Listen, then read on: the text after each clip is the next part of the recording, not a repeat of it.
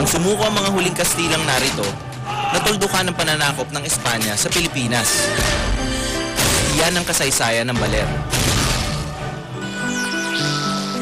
Magandang araw sa inyo. Senyora Felisa. Felisa. Sa pelikula, sinasabing sa baler daw ay may love story.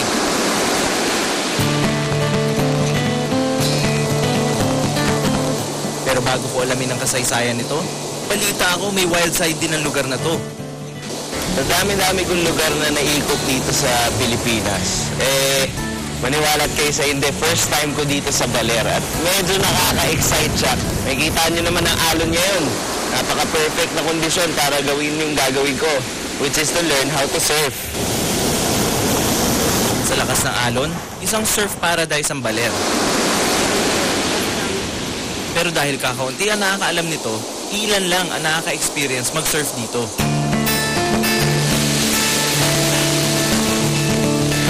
Naslayan ng mundo ang ganda ng baler nang gamitin itong location sa Hollywood film na Apocalypse Now. Actually, makikita natin dun sa dulo nitong beach na to, yung Charlie's Point. Doon pinasikat yung scene ng Apocalypse Now. Ang nakakatuwa doon, dati hindi pa kilala ang surfing dito. Nung nag-shooting dito yung mga artista, dala nila yung mga surfboard nila. Ngunit nung pag-alis nila, nung pag-pack up ng shooting, iniwan na nila yung mga surfboard nila sa locals na naging interesado na sa surfing.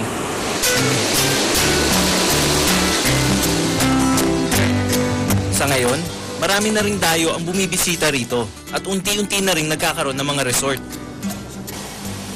Naniniwala ang mga taga-baler na malaki ang potensyal ng bayan nila para maging next tourist destination. Siyempre, hindi ako papahuli, kaya kahit medyo may konting kaba, hindi ako papayag na hindi masubukan ang pinagmamalaking surfing.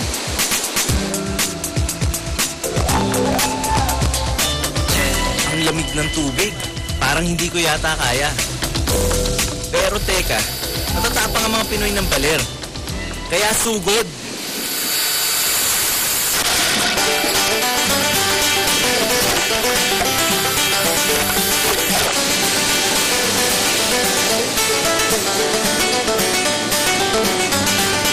Parang mapapahiya yata ako. Hindi pala biro ang mag-surf. Sobrang lamig ng tubig, makalipas ang kalahating oras, sumuko na ako. Medyo mahirap yung first time, lalo na sabi nga nila medyo yung panahon daw ngayon kakaiba. Yung mga alon nagsasalungat, naglalaban-laban kung saan direksyon ng gagaling. So para sa beginner, medyo mahirap yon. Isa lang na nakakalungkot, nakapuna-puna dito sa beach ay ang dami ng basura at kalat. Di man natin masisi ang dagat na nagdala na to dito, pero syempre isa lang naman pinanggalingan ng mga basuran to, kundi tayo.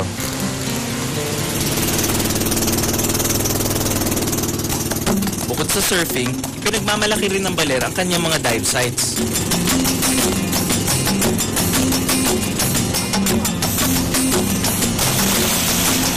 So nandito tayo ngayon sa dive spot nila na tinatawag na Anyaw Inside. Medyo maalon, rough waters, pero sabi nila yung coral garden daw sa baba, maganda. Marami daw makikita iba't ibang klaseng corals and hopefully, meron daw cuttlefish. Mukha siyang pusit na hindi pusit, na gumagala-gala. Kung matsempohan natin, swerte. Kung hindi, well, tignan na lang natin. So,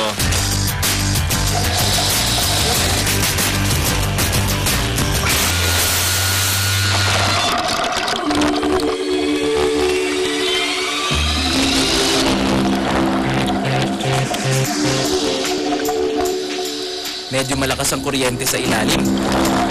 Pero hindi ito nagisagabal para makita namin ang itinatagong ganda nito.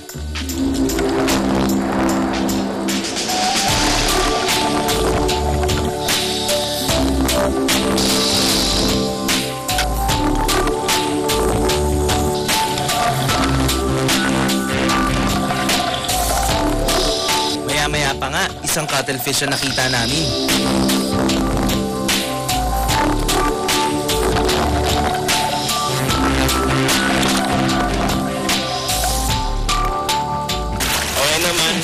Malakas ang current.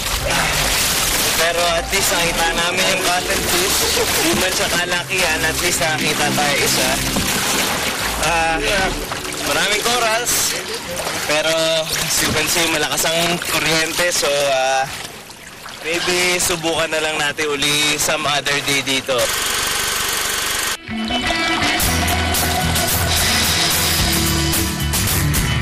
Bukod sa Anyaw, may iba pang mga dive sites dito sa Baler, tulad ng Cobra Reef. Aba, dito pala ako makakita ng Kastila. Ito ang tinatawag na Spanish dancer. Karaniwan ito makikita sa Red Sea, pero sa pambihirang pagkakataon, namataan ito sa underwater ng Baler.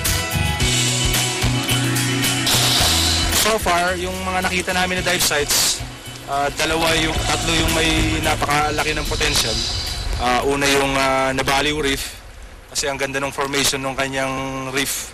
Maraming mga swim-through arts, mga ceiling na, ang dami mga invertebrates na nakadikit sa ceiling. Tapos yung mga natural lights, butas, ang ganda talaga. Sa Nabaliw Reef, makikita ang mga underwater caves na maihahalin tulad sa sikat na Blue Hole sa Palau.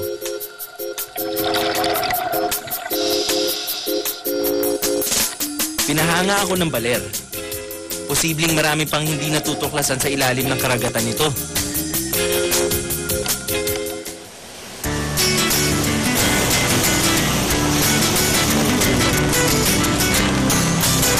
Sa paglalakbay ko sa Baler, totoo palang kahit sino pwedeng ma-inlove dito.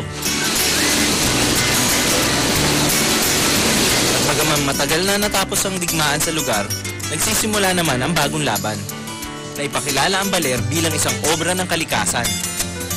Sa ngalan ni Romy Garduce, ako si Kiko Arustia, born to be wild.